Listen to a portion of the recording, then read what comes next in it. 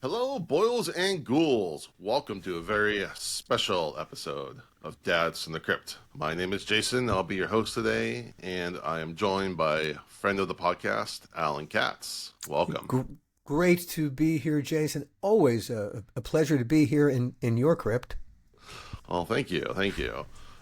We have a very special treat today. We were able to get an advanced copy of the brand new EC Comics line put out by Oni Press. And we're going to dive in to this momentous occasion, 60, 70 years in the making? It's like Tales from the Crypt, rising from the dead. Literally. Except they're calling it Epitaphs From The Abyss. Yes. Now, a lot of people were talking about this online, and I got to interview the publisher, Hunter Goranson, about this, and they could have used the names, but I think they wanted to combine them all under one umbrella, and also they kind of wanted to make it a little bit their own, but in the exact same line, as if like EC Comics had spun out over the years. So in their mind, their thought process is, what if EC never went away? And we're now here in the year of our Lord 2024, and there's a new line coming out. What will that look like? So, yeah, they could have used the same hosts and characters, but they kind of decided, well, the problem, I think their first problem would have been the Tales from the Crypt TV show. Mm-hmm. And for a those huge... that don't know, what's your part in that? And I wrote and produced that show from seasons 3 and through season 7 until the bitter end. Mm-hmm. And from the moment that I stepped aboard, the Crypt Keeper, as we speak about him today, was not the Crypt Keeper that I inherited. The Crypt Keeper I inherited after 2 seasons was just a puppet who, it was funny, but there was no interior life. I got hired because I asked the question, all right, what does the Crypt Keeper do at the end of the working day when he punches the clock and goes home to his own crypt? And so by really creating an interior life for the Crypt Keeper, we suddenly, with John's voice and Kevin's puppetry, and we had an actual franchise creature as opposed to just a puppet that was amusing and said the same things. Now, what was the question again?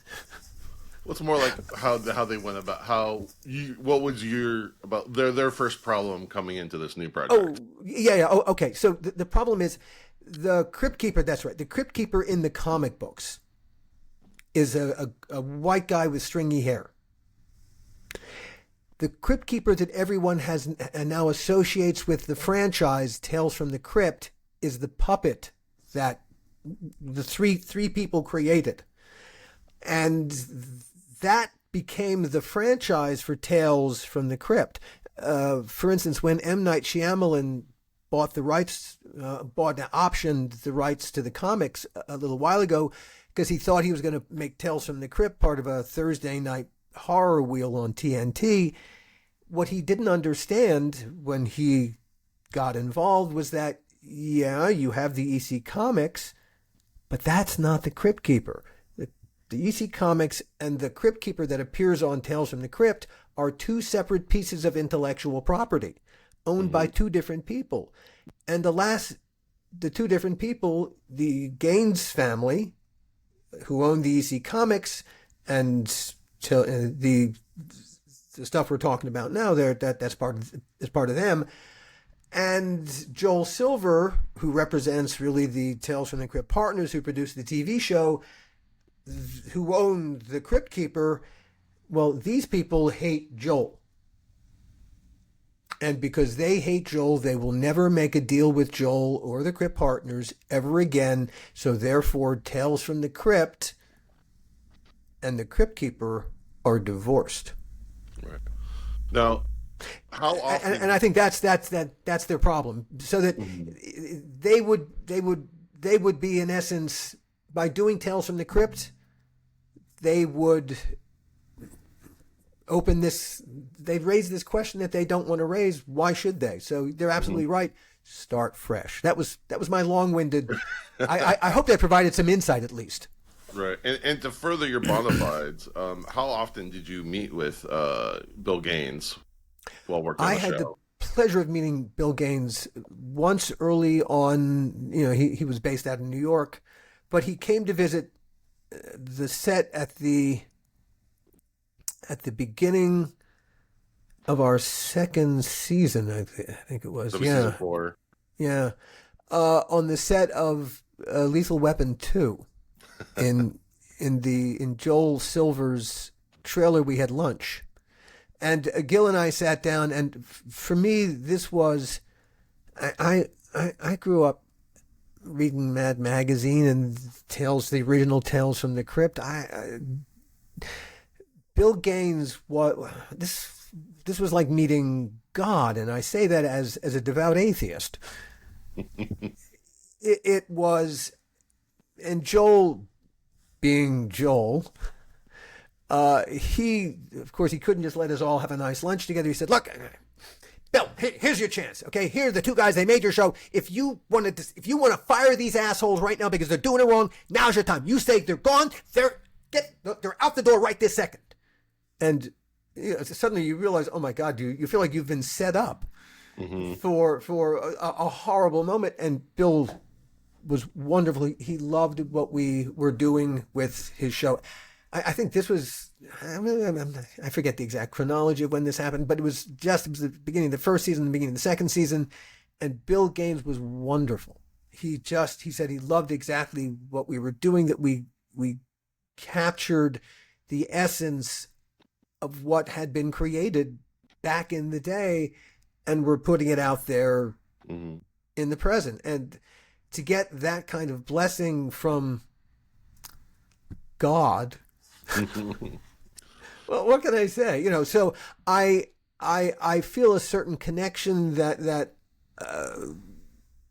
Bill Gaines and I understood what it was that he understood, that I understood what he was doing, and I will carry that with me. Yes, as an internal flame and bullshit detector.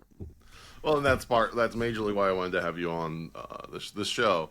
But for more Gaines talk, you and Gil did a whole episode about both your game. I know Gil had a lot more interactions as well. So there's a whole episode on the How Not to Make a Movie podcast about that for more Gaines stories. Highly recommended. Gil really had a much more personal relationship. They saw each other socially.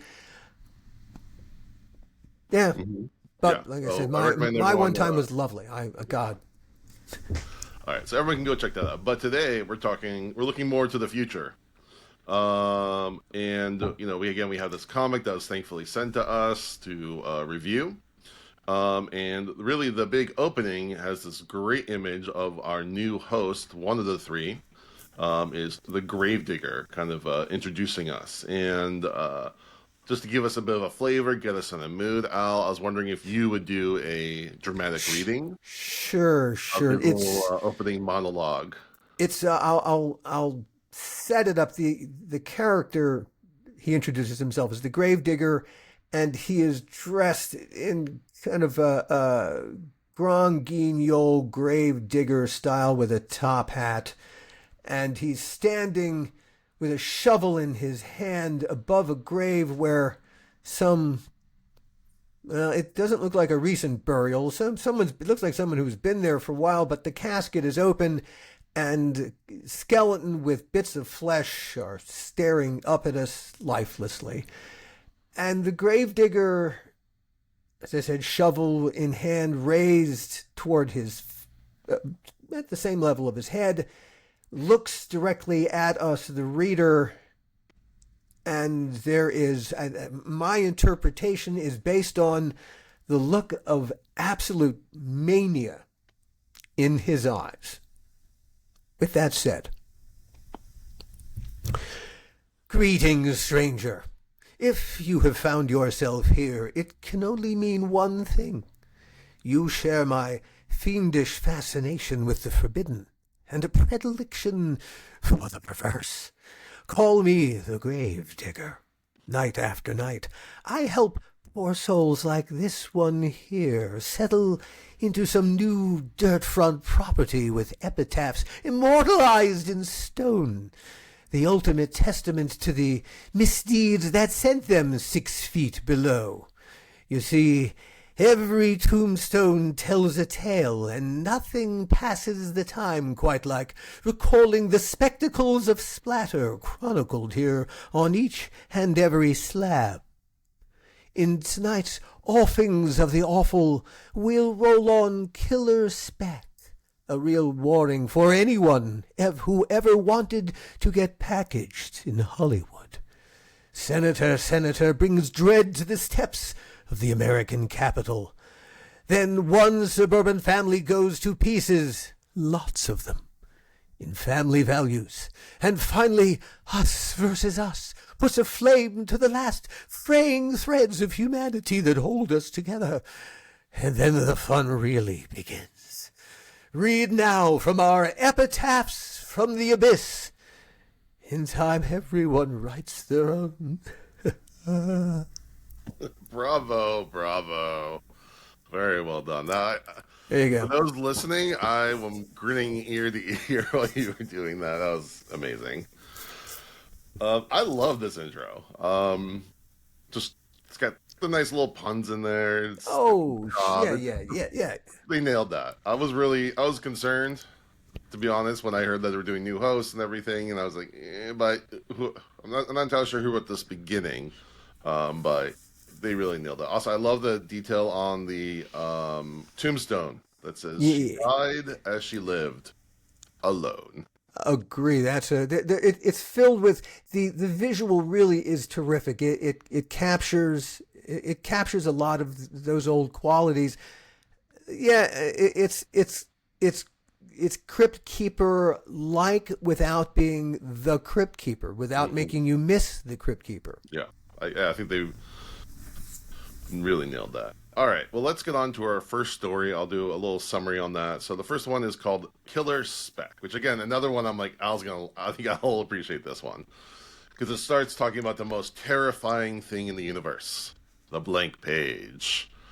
And we are met with a man who is trying to write a screenplay. And I think any person in any creative endeavor has started with that blank page, and it's terrifying prospect. And we get a real feeling this guy is a bit of a narcissist, which I think is kind of required for anyone that wants to do any sort of creative creation. You kind of have to, like, who are you? How dare you? Yeah. He even says it's all just an exercise in narcissism. So we get this guy. He's trying to write in public, but he can't concentrate. He thinks he's surrounded by people. He thinks he's better than these hacks. He compares himself to Miles and Houston. He wants to be recognized among those geniuses, but again, he hasn't actually done anything to earn any of this. It's all really self describing. Anyways, he comes home to his apartment with his roommate, who I think he says he's an IT or at least does some sort of tech thing. He calls him a necessary evil for living in Los Angeles, but turns out this roommate has written a script of his own.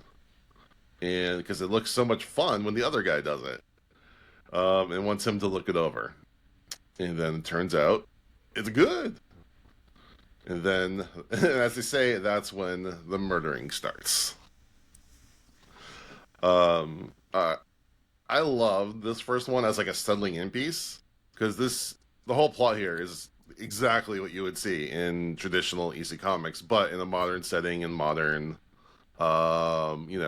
modern sensibilities,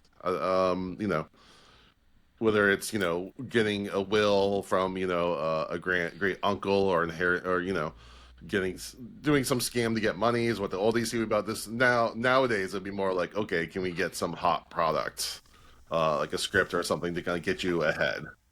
Um, I really appreciate that. This is really, like I said, I felt this is a really good intro to what they're doing. Al, what do you think?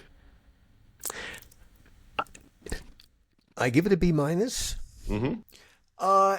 It brings to mind Beauty Rest, and Yeah. that kind of points to where it doesn't go all the way. In Beauty Rest, the payoff is is because she takes the manuscript. She kills the person who was going to show up there, not realizing that the person who shows up there is going to die. Mm-hmm. So the fact that it's the raging ego that said, this person, I will take this, what this person deserves for my own, and they get the ironic payback. They've brought it upon themselves. Here, what would have had to have happened is, because he writes this because he takes credit for it, because of that something happens. Here, there's no, it's not like he suddenly becomes successful and that creates the payback. It's simply because the guy he kills rises from the dead, comes and kills him. And so, yeah, it's what he deserves, but the payoff, there's a better payoff to the setup. Do you think they're maybe trying to subvert what we're used to?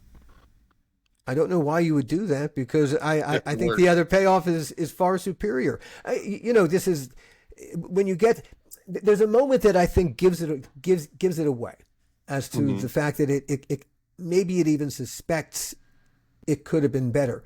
There's the panel where as he's dragging the body, he's just murdered across the living room. We see it. It's from the ceiling looking down. Yeah.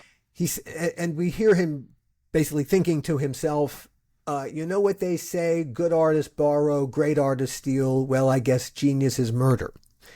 It is the first and only moment that he shows the least ounce of wit. Mm. Everything up to that moment, he is one note, just seeing everyone as inferior to him. Oh okay, I guess it's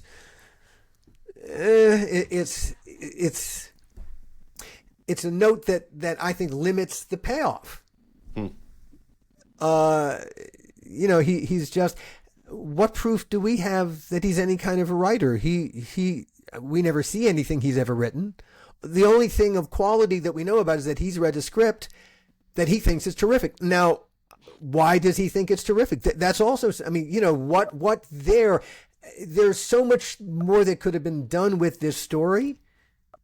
Having worked on these stories, do you think it would have been funnier or more ironic if it turns out the script was awful? This guy really has no idea what a good script is. He murdered this guy for nothing. There are any number of ways to have played this. Yeah. Which I think would have gotten a bigger, better payoff. Which really, it's in stories of this kind, it's all about, well, what's the payoff? The trick of creating 30-minute Tales from the Crypt episodes from a comic book like this. I mean, literally, if you told the literal story that the comic book is telling, I don't know that it would make the whole TikTok. Right. It's really, and look, the audience knows what the audience knows. They know, the twist, and there's not a huge twist here. It's kind of, it goes where you expect it to go. There is a gory detail that I don't want to give away. That kind of is a nice button on the episode, especially like kind of a Hollywood joke, I thought. But I don't want to give that away. But I kind of like that. But yeah, I do see what you're saying, but for me, this felt like kind of being wrapped in a warm EC blanket. It's just kind of like, okay, get snuggled in. We're here. We know what we're doing. Might not be perfect yet, but you're in good hands. One of the big caveats to everything that I'm saying, and let me assert this absolutely. There is a learning curve to the creative process, and in trying to capture something, an aesthetic, and a moral tone, and a storytelling style and palette, it's not an easy thing. And grasping what made the earlier franchise work the way that it did is not as easy as you think. It really, it's very easy to miss essential elements as you try to do it Right. at the get-go, because they're trying to think of everything at the same time, of what it looks like, what it sounds like, the colors. They're thinking of 1,000 different things. The formula, the story formula itself, is one of the hardest parts of that whole puzzle. Yeah. At the end of the day, whether it's Tales from the Crypts or Epitaphs from the Abyss, there are probably 5 to 7 story types that they're going to work from. That's it. And everything else is a variation on a theme. And even those 5 or 7 are variations on maybe 2 or 3 stories. Mm-hmm. Extended out. Really and truly, that's all that they are. They're simple morality tales. And the person who is guilty of the greatest moral failing needs to get payoff at the end in the most literal, disgusting, vile, delicious way possible. Yeah. That's how these stories work. And so, it's not unusual that the story starts at the penultimate moment, just before the payoff. And then you go back in time and you see how you got there, and then suddenly the payoff that comes makes sense. That's also a lot of how the comics were structured in the old days. I'm just looking to see. It doesn't really. Yeah, no. The first one doesn't. Right. But they will. I feel quite certain that they will figure that out as they work their way through it, and as they go looking for what's the most heightened ironic ending they can find, because that is their stock and trade. It's irony. Yeah. Okay. Also, as we go through these, I want to give credit to the creators of each one. So this was written by Jay Holtzman. He's mostly a TV writer for Supergirl, Jessica Jones, and Handmaid's Tale. And then the artist is George Fornes. He worked on Batman and American Vampire. I mean, those are obviously they did a lot more than these things, but this is kind of the top listed ones that I found. All right, let's move on to. Real quick, have you ever seen the movie Adaptation with Nicolas Cage from like the early 2000s? No. Oh, you should watch that. I think you'd appreciate that. It's kind of there's some interesting themes in here that's more like a horror version of that movie, but it's one of my all-time favorites. I think you should check that out. Okay, moving on. I will do that forthwith. Mm-hmm. All right, the next one is called Senator. And we start in a newsroom where there's a talking head debate happening on the TV that these 2 reporters are watching, where we have a woman who is conservative, but she's also pro-life. And she has been a proponent of being pro-life for a long time, but I guess she recently voted for a bill that limits reproductive rights. So we have a reporter who wants to get to the bottom of why she would do that. And she's kind of debating with her editor or chief, except whatever, her upper management person. And she's trying to figure out why would she do this. And, they're kind of commenting about, this one they're talking, I don't feel this episode obviously is political, but doesn't really come down on one side or the other specifically. I mean, obviously it's focusing on the conservative person, but I think a lot of these things can be applied to both sides of especially flip-flopping. And especially, again, I don't want to go too far down the political rabbit hole, but we just finished the Republican National Convention, where we had a vice president announced who literally called the president Hitler, just a few years ago. So it seems quite even more prevalent now than I think they even meant a few months ago when they actually wrote this.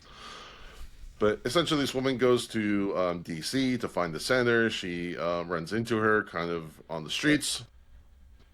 and tries to get an answer from her. And the senator gives the usual, contact my assistants, they can help you. But the reporter is kind of persisting, and even plays a clip of her. And the senator listens to it, and she kind of starts to glitch a little bit. And she can see she's a little off. And then she talks about her head hurting, and then her staff whisks her away in the van. So the reporter flags down a taxi cab and tells them to follow that van. And they follow them to a nondescript building. And when the reporter goes in, she runs into a man who says, "Oh, come right this way, I'll help you."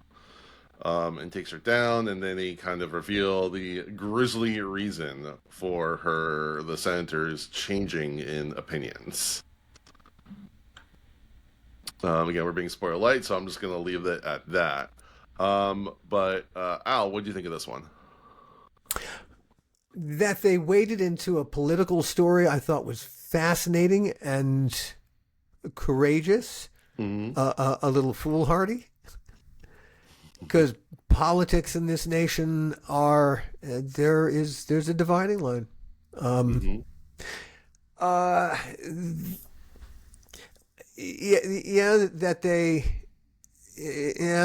That they tried to make it about flip-flopping as opposed to the issue itself.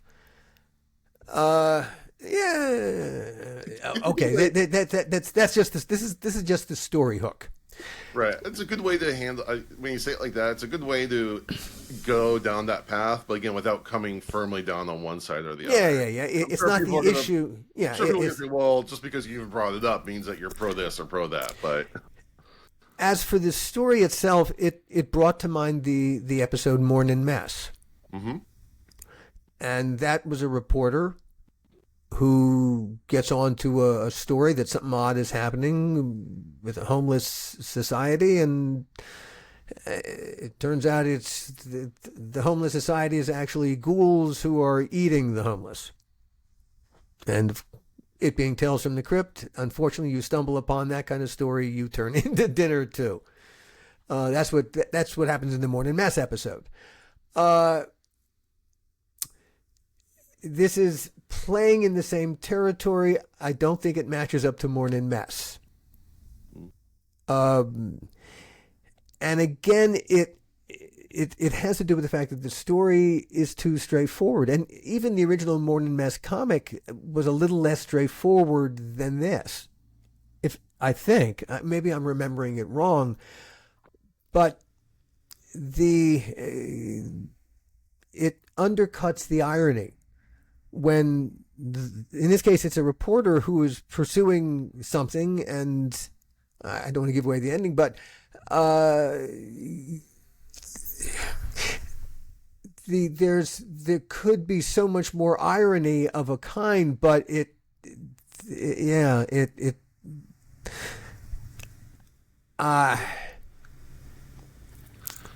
think I think this one's more about the concepts than it is the story, which is good and intriguing, but yeah, you do kind of, as a comic book, you're still in the visual medium, in the kind of storytelling medium, and it could have been a little more fleshed out. Again, I would watch, I was totally into this. I would definitely watch more, and they kind of cut it off right at a certain point, and you want to know. And I guess it's better to leave the audience wanting more than thinking that was too much, but sometimes you gotta find a little bit more, a little more happy medium.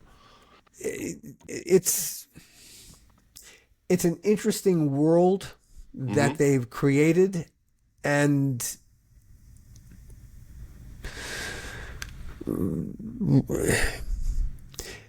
there's I think maybe what's unsatisfying about it is that the other world seems so interesting, and the look in we got was so small. Yeah. We do get some good lines. I like the editor. I really liked. He's like, well, maybe you can crack the code of what makes politicians such miserable human beings. Oh, it's the execution is terrific. It's just the larger story never got cracked completely. Yeah. And that's really and maybe that's like the secret sauce, or like the hard the hard lesson learned is how to crack a story, but still within 15 pages or whatever it is, and give it a satisfying arc all within that time. It's kind of like spinning plates, where you have to satisfy each of these things, and Oh, indeed. it Indeed, takes you a have to long know time which to do. story you're telling and what the essential elements of that story are. You know. All right, this was written by Chris Condon, who he did some interesting looking comics I want to check out. One is called That Texas Blood and the Enfield Gang Massacre, and the artist is Peter Krause, who worked on a lot of DC, such as Superman, and did some Marvel, Captain Marvel. Again, those are the top line. I'm sure they've done much more. I feel almost subconscious only talking about the top line stuff because I'm sure these people have much bigger careers. But you know, there's only I'm a novice for the larger comic world, so I'm sure there's much more that people will be probably screaming that they did X, Y, and Z. But uh, I can only know so much at this time. All right, moving on to the next one, family values. All right, so we start with a man holding a gun to his head, as you do, and he finally says, "I can't." And then we see that he's standing in front of his family, his wife, and two kids. And then we see a bunch of shady military types in the background. And what we come to learn is that their home has been invaded by this paramilitary group who says that they have a certain amount of time. We don't know the total amount of time, but he has to either kill himself, kill one of his members of his family, or they're going to kill all four of them. So it's a kind of a typical impossible choice situation. Who do you choose? Or would you rather all of them die? So he's kind of going through, and you see him starting to crack. His wife is kind of, pleading for a case for each of the children. You see there's some resentments of the father towards the son, like he even like pistol whips him at one point. And the mother starts pleading for each of the children, saying the daughter wants to be a veterinarian, who, of course, I like this little fact that the mother says that our daughter wants to be a veterinarian to help make the world a better place. She's like, no, actually, I want to be a zoologist. Even the mother isn't the most perceptive, I guess. But, they're under extreme circumstances. And she even admits that, yeah, the son has some rough issues, but, he has time to make it up. And time is running down, and again we see him point the gun at the mother, but we don't actually get confirmation on who is shot. It's implied it's the mother, but again, I'm of the mind that if you don't see a body, it's not for real, or you don't quite know at the very last second. But then we find out that this has actually been happening on a much larger scale, and kind of been commodified. Is that the word? Mm-hmm. Um, There's a Truman Show element. yes, exactly. Which again, we don't want to get too much into, but I'll leave it at that. What'd you think of this one? This is my favorite of the whole bunch. Mm. I thought the storytelling was taut and smart, and I wasn't quite sure where it was going to go, and where it ended up going, I thought was very satisfying. Mm-hmm. Right to the bitter end. There's a lovely circle quality to the storytelling that is very satisfying in the most Cryptian way. I think this captures the formula quite perfectly. The visual style is reminiscent of the TV show 24. Mm-hmm. Yeah. You can almost hear the clangs in their soundtrack. Terrific. Yeah, everything about this I thought was absolutely terrific. Yeah, taut, clever, smart, funny in places where you don't expect it. Yeah, I mean, Bravo.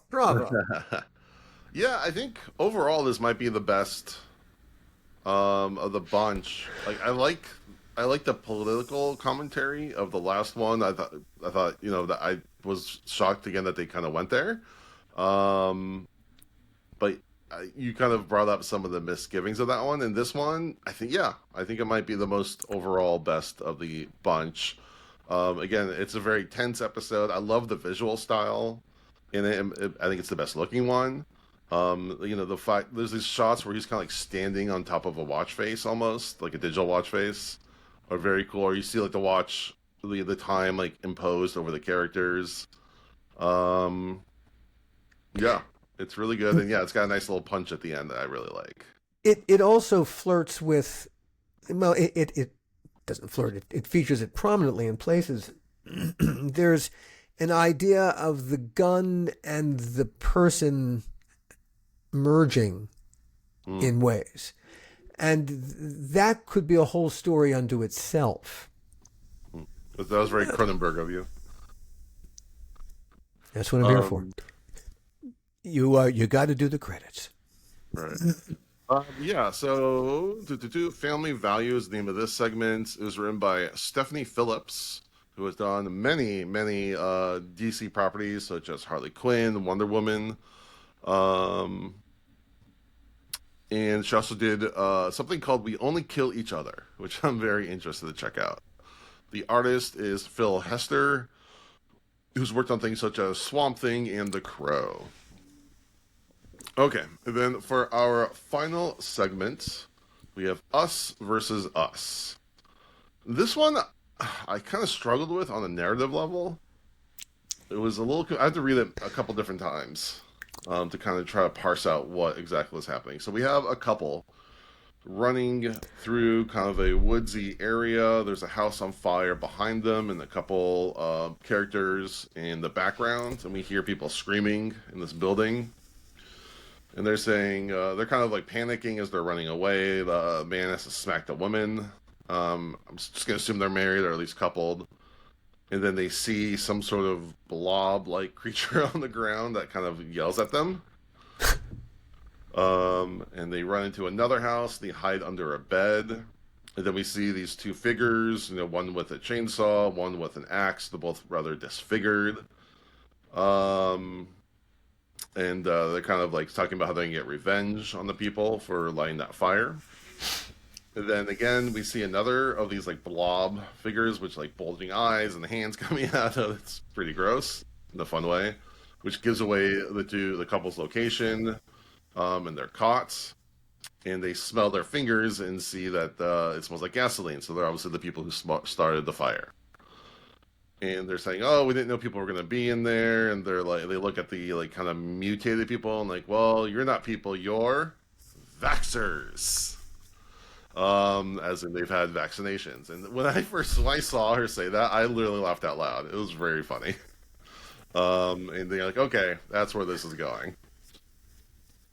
And apparently, what I interpreted of this is that there's some sort of disease happening where you get a vaccination, but you become kind of a deformed creature who's still sentient, or you just kind of drop dead. That's kind of the option you have. And there's a debate happening between the people who are, quote, anti-vax, who are choosing to not get the vaccination, and these people who did get the vaccination, but with other side effects. And again, it's not really saying I don't know which life of these two groups are better, whether you're as you were before, but you could drop dead at any moment, or you're these people who have kind of been mutated and are a little unhinged, I think would be safe to say.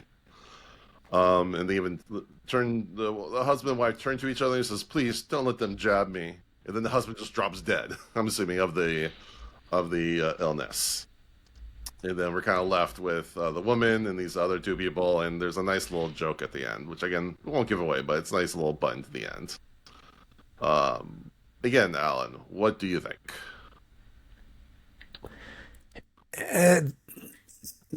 As the Crypt Keeper would have put it, maybe we should have fleshed this one out a little more. Mm-hmm.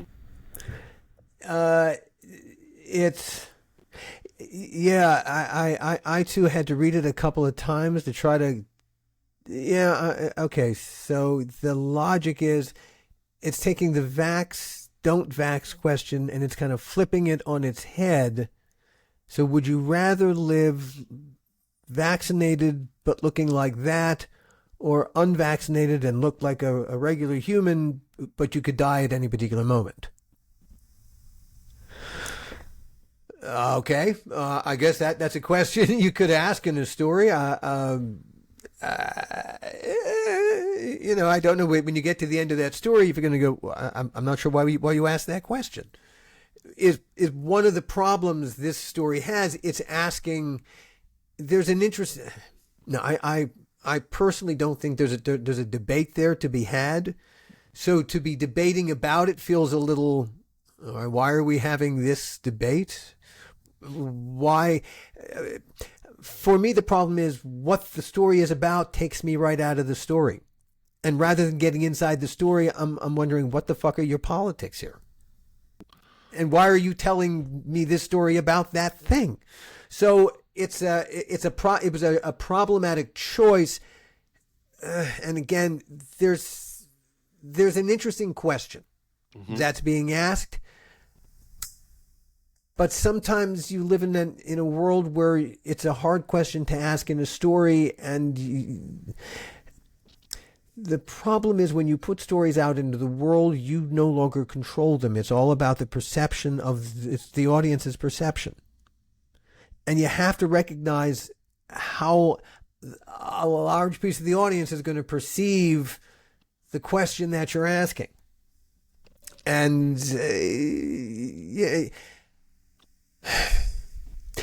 I know where the earlier story about politics is concerned, they started working on this project before our politics have been weird for 8 years, super weird for 8 years. They've gotten super weird on steroids the past couple of months. And so to be introducing anything with a political anything into a commercial environment is a dicey proposition. Right. I think because go ahead. It just is. Yeah, I think again I applaud them for going there, at least to that. I think they're trying to have their cake and eat it too a little bit, where they're trying not to really they set up the question, but they're trying not to tip their hand one way or another, which is fine. But they don't really make an argument for either side or the other in any meaningful way. They kind of like yada yada yada over the debate, and not they don't let the debate happen. It's fine if they don't like come give away their preference or anything, but at least have the debate. And then you end up feeling, as we've already said, why are you telling this story? What is it? Just because you had this question? Well, that's okay, but it doesn't justify the story. And so it's another, we'll chalk it up to their learning curve, learning which stories to spend the time on and which stories to see their, Well, and again, I say this as someone who doesn't just read them and go, I should have told another story. I developed the stories from the comics, out of them to flesh them out. But we always had to rely on the stories that at least had something we could flesh out. Yeah, I feel like they want to go there, which is good, but they're not. But they're still figuring out how far they can go, or what what can they do with these issues. So I'm really happy that they're going there, and I think they'll figure it out. But this one just has narrative problems. Like, again, if you have to read something 3-4 times to understand the plot, that just means it's not being represented very well. We never really figure out why they burnt down this building in the beginning. What are these blobs of things that are just kind of laying around? Ultimately, if the world was fleshed out, actually the blob on the ground saying "Shalabwe Digga," whatever it's saying, is when you go back and you read it a fifth time, it's kind of funny. Yeah. It really now I begin to understand the world, but there's something many times. There's something kind of all right. When you appreciate the world, you begin again. It's another world that it almost demands that we spend more time in the world than the comic is spending, so we end up with more questions than answers. Yeah, but not in the best way possible. Yeah, you could have cut those things out, and the story would have been the exact same. Is that a late stage Vaxxer, or is that someone just had a bad effect to the vax. It doesn't really tell us. And and I'm really fascinated. What, as you're flipping through it and you see that, and you go, well, what the fuck is that thing, and why is it there, and why is it saying that, and what, yeah, if you're going to create a world that I don't know, if you create worlds that the audience doesn't know, then you are compelled to fill in the essential blanks. Right. Yeah, and that's a challenge of any anthologies, that you're resetting every time, and if you're going to go something with a huge concept like this, it's a really tough ask. And or you really have to do way, and I don't know how you'd accomplish it, way more heavy lifting in the first panel than they do here. There's. Let's see. Last but not least, all rise in the dead. Dear fiends, let me welcome you to a service of the nervous. Yeah, and there's no way that the gravedigger can. Yeah, there's no way for the gravedigger to really set it up without demanding the reader think too much. Yeah. So this one's called Us Versus Us, and it's written by Brian Azzarello, and I'm a big fan of his. When I saw he was doing one, I was really excited, so I'm even a little bit more disappointed, I'm sorry to say. He did a take on the Joker, which is fantastic. It's one of my all-time favorite comics. It's a Joker story with almost no Batman, which I thought was really cool. That's like introductory why it's really cool. He also did a really good comic series called 100 Bullets, so I hope he comes back and he kind of, takes another swing at it so we can get a really good one from him. There's a rich, deep world there. It's not frustrating because it sucks. It's frustrating because there's something really intriguing, and the intriguing stuff is not available to us. Right. The snippet is not, alas, is unsatisfying by itself, but one gets a sense that the world would be hilarious and dark and funky, and it's asking a really cool question. So again, it's not a knock on the work itself. It's just and again, the only thing I can compare it to really is Tales from the Crypt, because that's really what I think it's trying to capture. So the only thing I can say, well, is it succeeding or failing comparing to Tales from the Crypt, as I understand Tales from the Crypt, and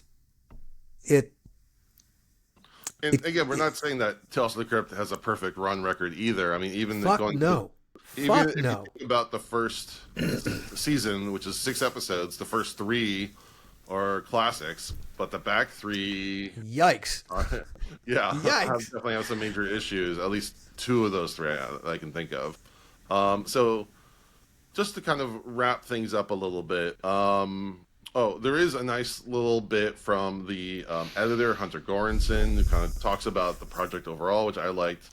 And he has one line that I really appreciated. He says that these are informed by the thousands of anxieties that the new millennium has presented us to feast upon. So again, I like that they're really going with more modern tales without making it using the EC sensibilities. I agree 100%, Jason. It's it's the perfect storytelling style for our time. Mm-hmm. And there's a lot of blemishes here, but I feel like they're onto the right idea, and I really want to see where they go from here. Exactly so. Exactly. So really, really curious. Yeah. So I'm going to keep reading. I know we had I feel like we had a lot of negative things to say, but we're being honest. We're not here to, stroke anyone's ego. And again, the execution. But it's with the expectation that it's, and again, the caveat was this is the first one. Right. And if this was the best ever, that would be really sad, because then it's all downhill from here. Right. Really and truly, it hits the ground already being a wonderful thing, and our expectations are sky high for the wonderful thing. That, unfortunately, is the shoes that It is daring to fill. Right. And our feeling isn't, guys, forget about it. There's no way you're ever going to get there. That is not at all what we are saying. We're saying, these are big shoes. We think you can fill them. Right.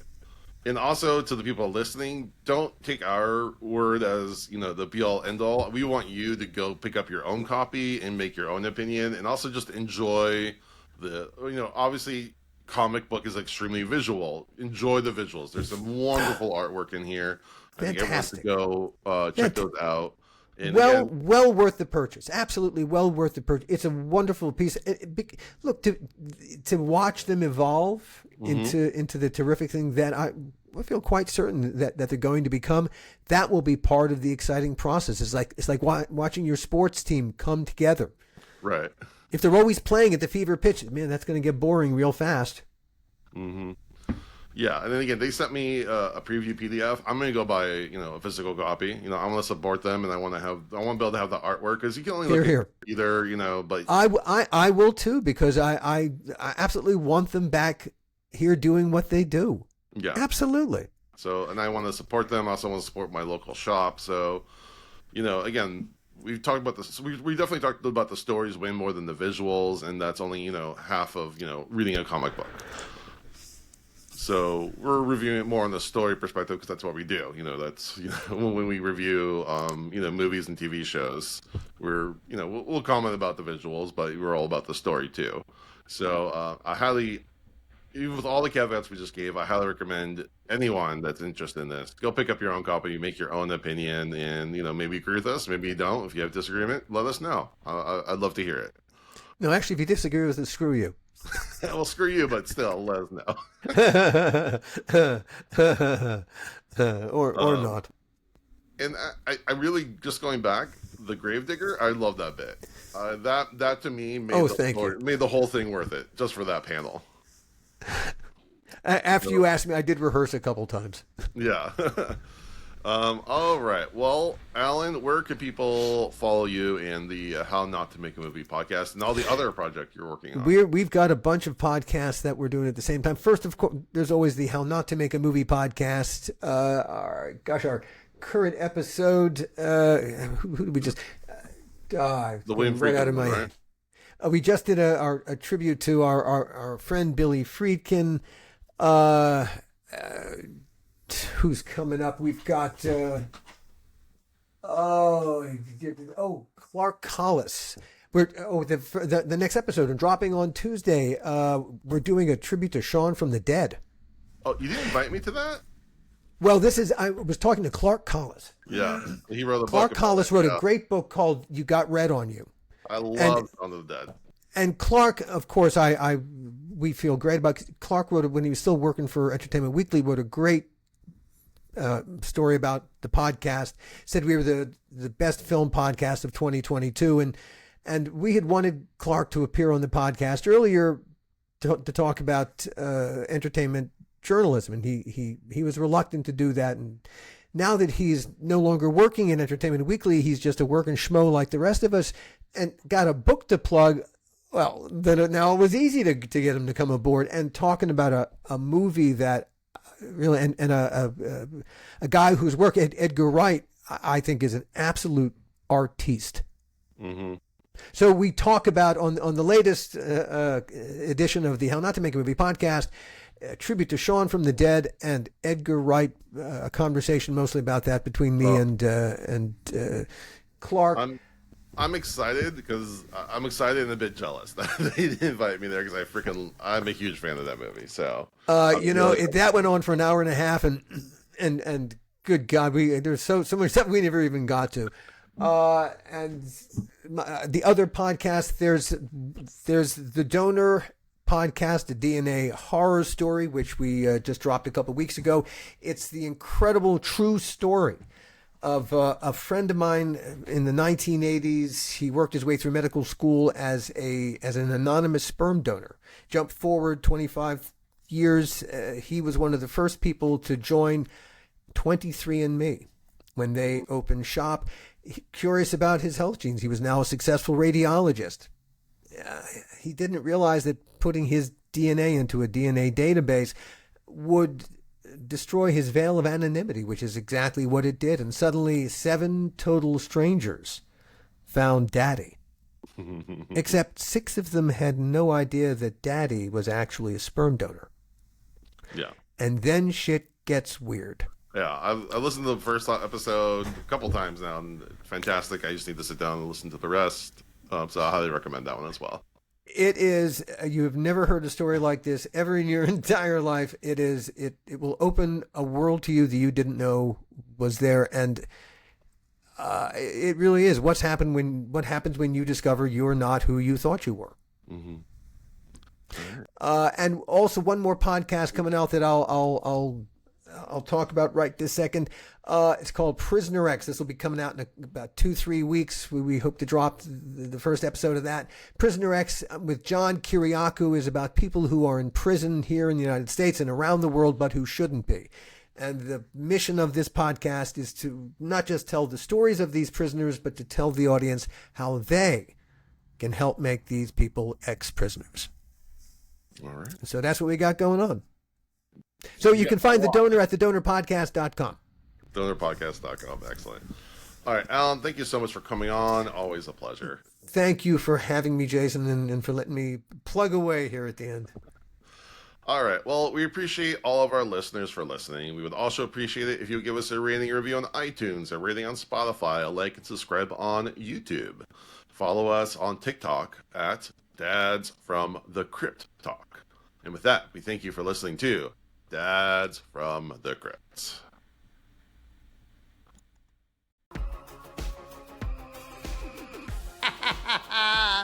Follow Dads from the Crypt on Facebook, Twitter, and Instagram, or I will follow you to the grave. No, seriously, you really should watch. But be careful what you ask for. You may get it.